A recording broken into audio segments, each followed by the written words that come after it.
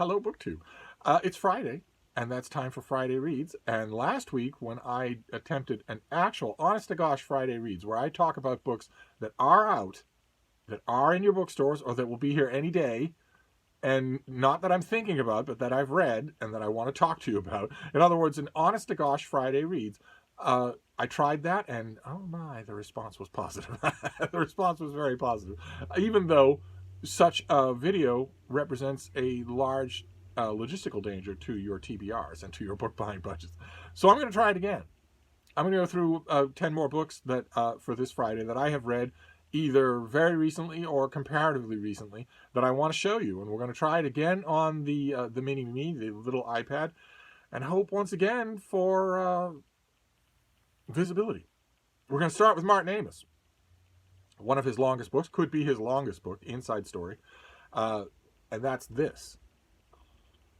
In the American edition, has the Martin Amis's puss front and center on the cover. Why anyone would ever agree to a cover like that? My only consolation is that the UK cover is even uglier. But this is a long work of annotated metafiction. Critics have been having a field day with it, and they will continue to have a field day with it. I have not known what to make of this book. I wanted to mention to you one more time, because there are parts of it that are, I think, better than anything that Amis has ever done. And yet they are lodged cheek by jowl with stuff that's absolutely maddening, stuff that's only barely regurgitated from earlier works, or that is lazy, or that is derivative, or that is incredibly wheedlingly egotistical. Not the Martin Amis style brand of brash egotism and self-referential, but just the boring old man kind of self-referential egotism, the kind of thing. In other words, my reaction to this book was all over the map. It is almost uniformly gripping reading, and that's why I'm bringing it up, because those of you who might be on the fence about it, wait, you just really can't see more than like 10% of that cover, can you? Well, it doesn't matter. Those who might be on the fence about it might want to investigate it for that reason. This is, of course, a famous examination, among many other things, many other things. This is a famous examination on Amis's part of his relationships with three writers, one of whom is Christopher Hitchens, and this is an ongoing story of their friendship, and also the heart-rending story of Hitchens' end. Other writers feature prominently in here as well. I, of course, saw all sorts of other strands running throughout this book. Some of them will seem like hobby horses to you, although I defy you, read the book and tell me if they don't seem as prominent as I'm saying. The number one, which being smoking. This is more, on one level, as certainly in terms of attention given to detail, this is more a novel about smoking than it is about anything else. And that is just...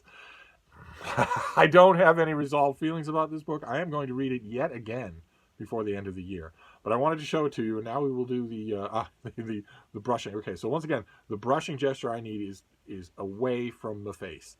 So this next one also needs no introduction. And all of this is also a new book. I don't think it's out quite yet, but it'll be stacked high as your waist in every bookstore, and that is this, Rhythm of War by Brandon Sanderson. This is the fourth book in the Stormlight Archive series. Can we get this to behave at all? No? You see the cover at all? No? Well, one way or another. It's those of you who know what I'm talking about here, know what the Stormlight Archive series is, will know already what to expect from this. It's a doorstop fantasy novel. My main question, it continues and deepens and broadens the story from the earlier volumes, and my main question going into this one, more so even than the one before it, was, is this purely fan service? It's a question that I typically ask about books like this, especially books in series. I ask, is there any way conceivable that a reader could pick this book up just as an item on its own and read it and get anything out of it at all? And for the first time ever in the Stormlight Archive series, I honestly do believe the answer is no in this case. There are the fantastic new characters. The one old character in particular, is deepened in wonderful ways. And of course, Sanderson is just bursting with imagination. I mean, there's no aspect of his fictional creations that any of his even most rabid fans have thought more about than he himself has. That's kind of refreshing. I got the earlier volumes from the publicist. The long-suffering publicist was willing to send me the earlier volumes. Very nice. And I plotted my way through them, helped in large part by the Stormlight Archives read-along that was going on here on BookTube. Helped in large part by that, including fantastic live streams. If I remember, I will leave a link to all of that down below. But Stormalong was a thing, and it was a major production number full of enthusiasm, and it was meant to build towards this thing, towards reading this book at exactly this time. So it helped a lot. I don't love this book as much as its Dyed-in-the-Wool fans do. I don't love this series as much as its Dyed-in-the-Wool fans do. And I also don't love the concept. Not necessarily of the Stormlight Archives, but of Robert Jordan fantasy just in general. Robert Jordan reinvented and made popular and economically viable for the modern age the idea of a fantasy series that just goes on forever. And that is lavish with detail, but since it doesn't have an arc, you don't know what to pay attention to, and as a result, you are exhaustively paying attention to everything, and giving the author a pass on what is, after all, a major work of storytelling laziness. Not to give your story a shape is very, very lazy. If you had hiked all day and you were settled by the campfire at night, and you had designated someone to be the storyteller for that evening, and they told you a story that just kept going and going and going until finally one person after another got up, stretched, peed on the nearest tree, and went to bed, until finally there was nobody left and the person was still going on. The next morning, when everyone's shouldering their packs and eating their beans, the consensus would be that that storyteller was bad. That storyteller must never be the one selected again. But somehow in epic fantasy, the reverse is true. It's just acceptable. I don't really get that. All right, but nevertheless, I don't want to end on a bad note. It was terrifically entertaining, just terrifically so. Like I've mentioned in earlier videos, it takes a real talent to keep a book this long, this readable, and Brandon Sanderson has that talent in spades. Now let's see if we can do this without putting we're going to swipe away from the face. Oh, it worked! The minor technological challenges on this channel. Here is Ready Player 2, Ernest Cline's sequel to Ready Player 1. It's a direct sequel. That's very nice, even though Cline has had a movie adaptation and a million opportunities to overthink this relatively slight science fiction story. He has resisted the urge to do that. This is a direct sequel. Once again, it won't make much sense if you haven't read and fairly closely Ready Player One, but I don't imagine, I mean, the same thing with Brandon Sanderson. If you have an audience of 350,000 readers who know every word by heart of every book in a series that you've written, you're not really all that motivated to reach out to newcomers. Ernest Cline's the same way. He hit it big with Ready Player One. Ready Player Two is an explicit sequel to that. Now, the only reason I'm bringing this up on this list is because a lot of you will be in the position that I'm in, where you read Ready Player One and kind of sort of liked it. I read it and kind of sort of liked it. I think it made a much bigger impression as a work of science fiction with people who don't read science fiction than it did with people who do. Same thing with Andy Weir's The Martian. It's just the way of it. It's just the way of it. I might even go so far as to say, Sanderson fans will not like this, but I might even go so far as to say that Robert Jordan and Brandon Sanderson and their like are more popular with people who don't know Tolkien all that well than with people who do. But anyway, given that, in that parameter, this is extremely enjoyable. I was expecting it not to be. I was expecting that it would be bloated and self-entitled because of the success of Ready Player One. But this reads like it wants to work. It reads fast and lean, just like Ready Player One. So I can recommend it to those of you who have read Ready Player One. We're going to try this again. Ooh. Oh, okay. Oh no, that cover's gone completely. You're not going to be able to make this out at all. Oh, that's too bad, because this is illustrated. Really, we just don't have anything. Don't have any way. Look at that. It's just a white slate. Boy, that is terrible. All right. Well, this is by Jory John and Pete Oswald. I have recommended every book in this series. This is the couch potato, but there have been many others. The Good Seed, The Bad Egg. But, okay. All right, we've lost. Oh my God. Okay, we've lost complete control of this device. Let me just talk to you about it. This is a series of illustrated kids books that take the familiar refrains of things like the bad seed or the couch potato and turn them into improving stories. Uh, you still can't see it, but that's all right. That's the couch potato on the cover. There's no way I can turn this that will show you the cover. All right. Well, in this particular one, the eponymous couch potato is enjoying life to the fullest.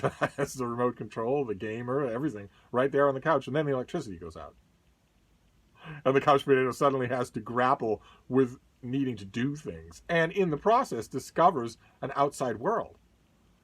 And in that way, without any preaching at all, without any moralizing, no hitting any little kids over the head with anything, this book, like its three predecessors, brings home some very good lessons. That couch potato is indisputably happier when it gets off the couch.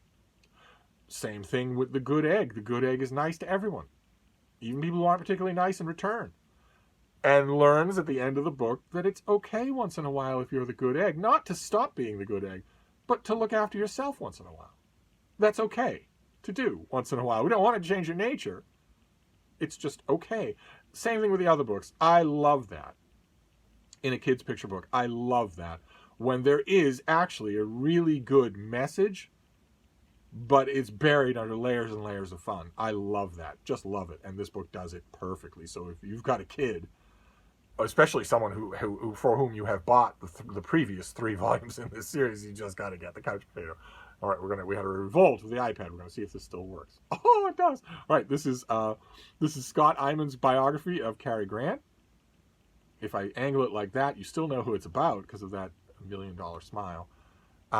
This is a practiced biographer. This is a new biography of Cary Grant. It's fantastic. It's virtually everything that this author does ends up being feeling definitive. I don't think there's a better way to do a biography of Cary Grant than this. It's just a fantastic voyage through a life, just fantastic and touching at every step along the way, because this author is really good at humanizing these icons. If you're interested in old style Hollywood, if you're a fan of reading biographies and don't really care all that much who they're about, well, either way, you're going to love this. Okay, then we have self-published, Not My Hero. This is a YA story, basically. A YA story takes place in an academy, and a young woman named Bree has suffered pretty harrowing and harrowingly described abuse, and is trying to cope, is trying to live with that, trying to heal from it, when a new addition to the school, a bad boy rebel, upends all of that and seems to take an interest in her and is obviously wounded himself. And this author, Michelle Hurd, writes it all with a really gripping energy. I loved the energy of the book. I was a little bit nonplussed by some of the stuff that goes on. I was under the impression that even for an abuse victim, an abuse survivor, and even in the 21st century, I was under the impression that it was kind of unacceptable anymore to have a heroine be saved quite so often as Bree is saved in this book. But it ends up being a little more complicated than that, but there were elements of it that made me think, why did she need him? Well, there were moments in this book. He is far less realized as a character than she is, and there were moments in this book where I thought, I'd really rather just be reading about her, and not have Mr. Cheekbones enter into the picture at all. But still, not a total loss. There are some books on this Friday reads that are a total loss. There we go. All right, this is classic Regency romance. This is The Taming of a Wicked Rogue by Samantha Holt. He has barely any clothes on on the cover there, and this is a fairly standard recipe in Regency romances. We've talked about this many times before when we talked about Regency romances. Fairly standard recipes of ways for the plot structure to make sure that the two main characters don't just fall into love with each other. That make sure that they have opposite motivations, opposite aims. Maybe one thinks that the other is the source of all their troubles or whatnot. And this mixes in a healthy dose of all of those. But I loved it. I've read this author before, and I think she's fantastic. So, if you're looking for a new and wonderfully readable Regency romance, well, this will do the trick. Okay, there we go. Then we have another. This is for the gays. You got to give the gays something in every Friday reads, or they'll just be up in arms. They'll be doing whatever it is they do when they're up in arms, and I'm their idol. I can't help it. I just am. So I try to be good to them. And this is also self-published. I don't know if you can make out that cover. What we have is a himbo laying on the grass with no shirt on. There you go. If you can't make it out, I've described it for you. This is by Andrew Gray, and it's called Bad to Be Good. Can't stand the title. And I often don't like the gambit of this thing is witness protection. That has been done to death in romance. But nevertheless, there's a guy who is in witness protection from a horrible mafia-style past, and he falls for another guy who is also trying to outrun his past as a world-class and blacklisted hacker. And sparks fly, and they start to get to know each other, and both of their paths start to catch up with him. And it turns out, as you can see coming a mile away, that each of the main characters' past that they're trying to escape can actually come in handy in helping the other to escape his past. Now that braided work is done well, and so I'm willing to forgive Andrew Gray quite a bit. It's done well. Once again, as with Not My Hero, one of the two main characters in here is much more fully realized than the other. I can't stand it when that kind of lopsidedness makes itself so apparent that I can't ignore it. Because I go into self-published stuff like this with the best of intentions. I want to like it. I want to champion these things. It's the one thing that these authors don't have, as we've mentioned on this channel many times before. If you publish the worst piece of crap in the world, for a mainstream publisher, they're still going to say, look, or they're still going to go out to every major news venue and every bookstore and say, look, we have a new Otessa Moshfit. Oh, I'm sorry. Did I name names? What I mean is they have an advertising budget, and self-published authors don't. Their advertising budget is the same budget as everything else. It's their Doritos budget as well. So they need word spread, and this is very enjoyable. It's just,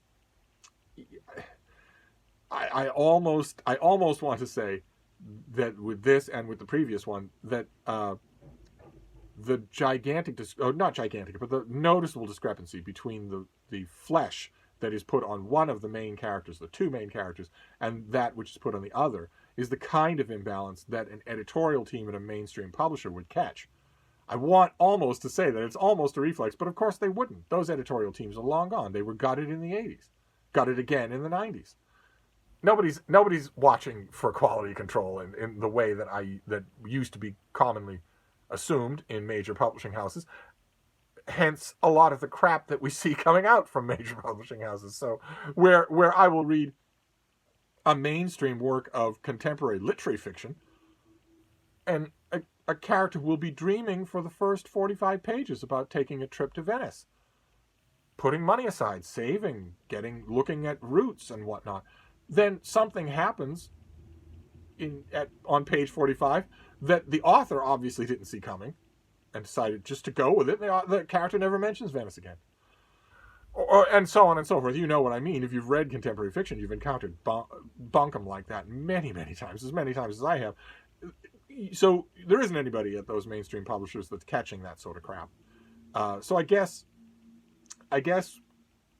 it'll just be reader feedback. I have a feeling this author will get that feedback from readers saying, typically, and this is basically a romance novel, and typically in romance novels, if even mainstream romance novels, if one character is less well defined than the others, the typically diplomatic way that romance readers will make that known to the author will be to say, so and so needs a book of their own. that is reader code for, I didn't get enough of this person to know anything, because I want to know more. But still, for contemporary gay fiction, self-published gay fiction, this book is so much better than so much of the navel-gazing crap that comes out of mainstream publishing. Far better worth your time. We're going to try this again. Whoop. Ah, yes, there we go. There's my beloved Legion of Superheroes. This is an omnibus that I have waited for so long. I have it here. I just wasn't gonna pile together the books that I have in printed form and the books that I have in e-form and whatnot. And my ebook people, my ebook peeps, I have a half dozen of you that send me ebooks all the time, been so incredibly generous. And they have had very little luck, or perhaps very little initiative, in trying to find these particular issues, because this is the only way. This and the single issues that I got at Queechy Antique Mart in Vermont. This is a big omnibus edition that fans of the Legion have been waiting for forever. This is a self-contained alternate storyline in which the artist and writer Keith Giffen posited a gap of time, 5 years, between the last Legion story. The Legion is a large super team of superpowered teenagers 1,000 years in the future. Keith Giffen imagined a world 5 years later when the Legion aren't boys and girls anymore, they're young adults, and when the universe isn't bright and sunny anymore either. It's gone bitter and harsh. And Giffen imagined that whole world as what it would be like and what would it require to get some members of that old Legion back together, without going into any great detail for us, for the reader, on what has happened in the years in between. And I remember getting that first issue of #1 of that Legion. I would have got it anyway for Keith Giffen. I had no idea what it was. I had no idea what was going on, and I loved it. Absolutely loved it. And I wasn't alone. Legion fans loved this story. It went on for 50 issues and took on many twists and turns, including at one point that older and wiser Legion encountering a vat of clones, what are apparently clones of their younger selves, still in their bright costumes, still in their teenage years. And doubt was raised all throughout this 5 years later series as to whether or not those were in fact the real Legionnaires and the older Legionnaires were the clones. But one way or another, the one quibble that I have with this volume, the volume is incredible. It includes everything.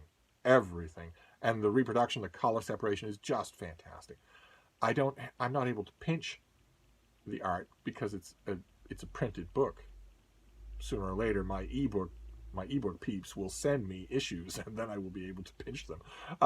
The one quibble that I have with it includes everything, but the one quibble that I have is this weird, the trade cover is just so weird. They should have stuck with the specialty cover, which is the cover of the first issue. They should have stuck with that as opposed to this. That is the younger Legion. But this is the 5 years later saga of the Legion. So even if you're going to pick a dorky cover like this, at the very least it should be the older Legionnaires who are on the cover of their own book.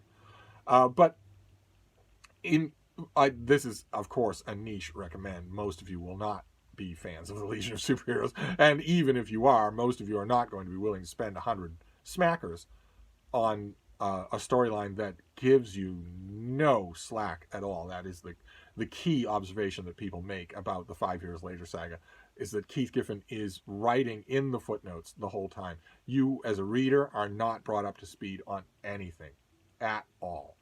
You need 50 years of Legion knowledge to love these stories. I do, because I have that knowledge, but I can't recommend this to anybody but a Legion fan. But boy, oh boy, am I glad to have it. Am I glad to have it here. I wish it had a different cover, and I also wish I had electronic versions of this, but even so. All right, we're going to try this again. Yes, indeed, the 99% Invisible City.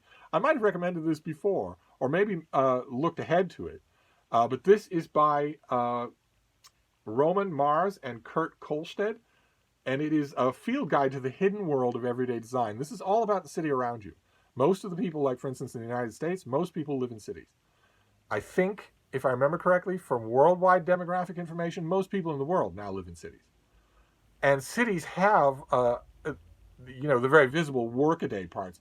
But this book, I knew already that cities have breathable infrastructures and hidden lives of their own. I've even had friends in Boston take me on tours of some parts of Boston's hidden parts.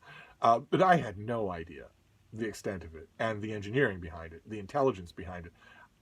So I was going to say if you live in a city, but you do. You almost certainly do, statistically speaking. this is going to be absolutely eye-opening for the stuff that's all around you. Just amazing. So, again, these Friday reads are geared towards you, but also towards potential gift recipients. If you know somebody who's interested in urban design, urban planning, that sort of thing, oh my, or who's in love with the city, as I am and have been my whole life, this is a perfect gift. Okay, maybe not so perfect. Our next one I thought I should mention on a Friday Reads because it's going to be on a lot of your radars. This is a 50 or 60 page novella from Don DeLillo. Famous author Don DeLillo wrote Mao 2, wrote Libra, White Noise, Underworld. And this is not in a class with anything else that he's written. Even his previous book, 0K. This is slight in every sense of the word. This is it's old author. The author of this book is old. Looking at people all around him who are staring at their phones and thinking, I wonder what happened if those gizmos turned off. What do we all do? Those gizmos turned off. And instead of wondering about that, or maybe boring relatives about that, he decided to write something about that. And because he's Don DeLillo, every single major review organ anywhere in the world has to pay this some attention. There's a machinery built in that I don't agree with at all, and that this thing certainly doesn't deserve. So if you see this on the front table at your Barnes & Noble and you're saying, oh, a new Don DeLillo, I wonder if it's any good. It's not. Save your money. This is like $25. And then we have Kindred. Oh, God. It's the bright colors that we lose. The bright covers, we just lose them completely. You're not going to be able to make that out. This is Kindred, Neanderthal Life, Love, Death, and Art by Rebecca Ragg Sykes. You can see it sort of slanted, but not any other way. There's no other way. No, there's no other way.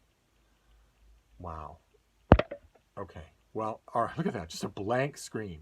That's incredible. I was going to say, what do you expect from this technology? But both pieces of this technology involved cost hundreds of dollars. So I actually do expect them to be able to do this. They just can't. That's all.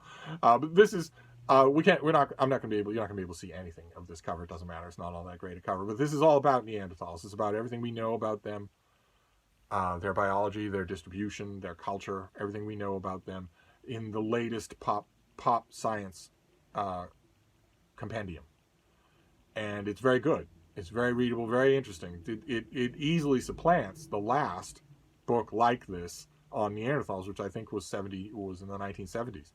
We've learned a lot since then, and this book takes you on a very amiable walk through all that. So even though you can't see it, you are going to hear about it. Maybe it'll be stacked in your bookstore. Okay, this should be more visible. Yes, there we go. Beneath the Neon Moon by Theta Black. I have only just recently encountered this. I'm not even sure if this is new. It's a gay werewolf novel, and it's a sequel to an earlier book from years ago that I had to download and read because I came to this one without that, and I can therefore attest that this one will work fairly well without that earlier volume. It's the jump-off point of a normal gay novel, a normal indie-published self-gay novel where a young super hottie is abducted by an older daddy figure, only it turns out that there's lycanthropy involved as well. And it's all handled with a lot of slangy energy, a lot of vigor all throughout here. I actually recommend both the books. If I'd had a sense of mind, I would have the cover to the previous one as well. But again, these indie published books, I mean, some of you are, this is not Tolstoy, of course. This is slangy, slutty, gay werewolf fiction. Now, if you will sometimes be in the mood for slangy, slutty, gay werewolf fiction, I sometimes am. And if you are, well, if you're not regularly patrolling the byways of indie publishing, you might never see this thing. So I thought I would bring it to your attention. This is slangy, slutty, gay werewolf fiction done really well. The things we get into on this channel. And then we have literary fiction. You didn't think I was going to mention it, much less praise it, but I am. And you're not going to be able to see it. This is Memorial by Brian Washington, who did a book. The one before this was called Lot. A lot of you will remember the cover design. The cover design on it was fairly simple, but fairly memorable, too, of a rainbow coming out of a fire hydrant. And this is it's a really interesting story. It's a mismatched story. A gay couple have a fractured, somewhat strained relationship when suddenly an event happens. The family of one of the people in the couple, a Japanese man, that needs him and only him, and so one member of the couple gets a new roommate that he isn't expecting, and the other gets new exposure to family in a way and with an intensity that he wasn't expecting. And I was expecting when I started reading this that would fatally fracture the narrative, and because in a story like this, I just automatically assume that you're supposed to care about the couple as a couple, and that is almost immediately done away with in favor of other characters and other stressors. And yet it works. This author is just so talented that it doesn't matter. It really doesn't matter. Listening to him tell stories on the page works for me, no matter what kind of stories they are. So, and no matter what direction he takes them in. So this is actually contemporary literary fiction that I can recommend. You will enjoy it. Just figures the covers that we can easily see are the ones that I'm not happy with. First the silence, and now this. This is Undaunted. The unbelievably overweening subtitle is My Fight Against America's Enemies at Home and Abroad. This is by John Brennan, the former CIA director. And I read it, and I don't know why, because John Brennan is a liar. So I don't know what in this book, if anything, is true. And when I say he's a liar, I don't say, he's made some statements and I question their veracity. I'm saying that he raised his hand in front of Congress, swore an oath to tell the truth, and then directly to Congress, directly black and white lied. He was asked, does the CIA do improper spying on American citizens? Does it tape them? Does it record their calls? Does it track and monitor them? And he said no. And the answer to that question was yes. And he knew it. And so I'm not 100% sure why I read this, except that he's a prominent talking head on news shows and may want to continue to be that way. I don't know. He's a prominent figure in government, so I just reflexively read books like that, and I shouldn't have in this case. This is extremely thin gruel, and as you can tell from that subtitle, it's self-aggrandizing from page one in a way that once upon a time, it would have been totally unacceptable. This in CIA, this was the type of book that once upon a time, for decades, this is the type of book you absolutely never wrote if you were in any way connected with the agency. But apparently now, I guess it's acceptable, or maybe just in this one particular liar's case. Nevertheless, you're going to see this stacked in your bookstore. You should avoid it. You should avoid it completely. Okay, here's another avoid. Unfortunately, because Robert Lacey is a very good writer. And a lot of you will know his biography of Queen Elizabeth II, which is very enjoyable to read. This is a big bunch of nothing. This is more royal watching on his part. This is about Princes Harry and William. And it posits a Game of Thrones style at daggers drawn rivalry between the two brothers, and especially between their two wives, that has ripped apart the royal family behind the scenes, and that's constantly made a wintry battleground out of family gatherings and public events and whatnot. None of it is true. None of it is true. None of it is true. It's all just the fevered imaginations of this one author, gleaning little scraps and bits and then extrapolating that little scraps and bits and little pieces of unauthorized garbage and gossip into a story that isn't there. That simply isn't, or rather, not that isn't there, but that has nothing to verify it any more than the opposite story is verifiable. The opposite story to Battle of Brothers would be that William and Harry love each other just fine, and that they don't agree on everything, but they get along, and that their wives are the same, as brothers' wives will often be, that sometimes it can be a little tense, but they mostly get along. That reality is every bit as attestable as the reality in this book. You just have to choose, because almost all of it takes place outside of the realm of the public eye. That's the problem that I have with a lot of so-called royal watching, is that it's so much of it is just flights of fancy. and this is no exception to that. So if you have a sweet tooth for House of Windsor gossip, Robert Lacey is a really catchy, enjoyable writer. So you'll get that for your money's worth here, just as long as you know going in that this is not an expose. There's nothing in here that he knows happens one way or another. So I read every Windsor book. There are a couple of truly good ones coming out. But this is not one of those. So, all right, okay, we'll end with a winner. We'll end with a winner. This is Dracula. Now, let me get this is by L. Gehring and Kerry Gamble. Kerry Gamble does the artwork. And Richard Starkings and Robert Knapton.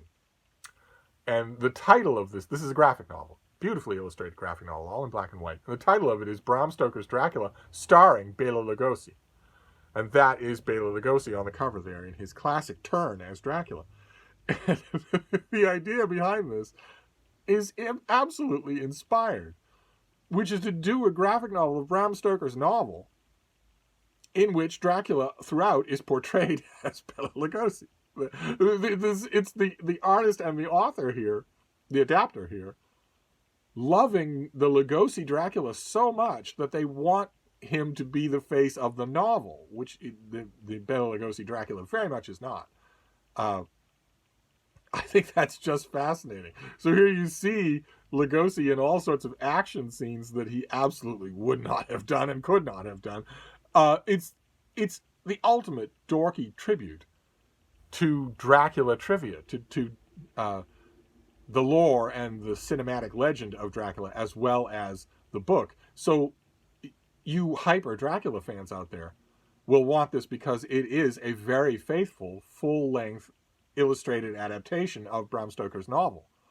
And you Dracula fans out there, not just of Bram Stoker's novel, but of the whole concept of Dracula, will want this anyway, because what an oddity, what a weirdness in it. I wish I'd have the sense of mind, once again, the presence of mind here to show you, find some of the art. I'm sure that some of the artwork is available online to show you what it looks like, because this, as usual, is not cooperating. So you're not going to be able to tell from the cover what that looks like. But this is probably not going to be prominently displayed in your Barnes & Noble or your bookstore, but it is out there. Like all my Friday reads, it is out there. It is available. And there's a small but vigorous niche group that is going to want to know about this thing. So I thought I would signal boost it. This is a graphic novel of Dracula, the novel, starring Bela Lugosi. I love it. Absolutely love it. And there you have it. That is your Friday reads for Friday the 13th. Here in the United States, as has been pointed out endlessly on social media, a Friday the 13th in the year 2020 is a little bit excessive. But Friday reads will help with that. So let me know what you think about all this. Certainly the reaction to the last one was so positive that I have a feeling this is something that you want to see. One thing I'm wondering about that no one has really brought up, do you want me to list these books? Or is it just fine? You're going to watch the video and take notes anyway. I don't know one way or another, but it's a blast to talk about new books. I used to do that with my customers all the time, and in a sense, that's the kind of conversations that we have. So I'm gonna wrap this up for now. It went long, but I'll be back next Friday with more. Thank you, BookTube.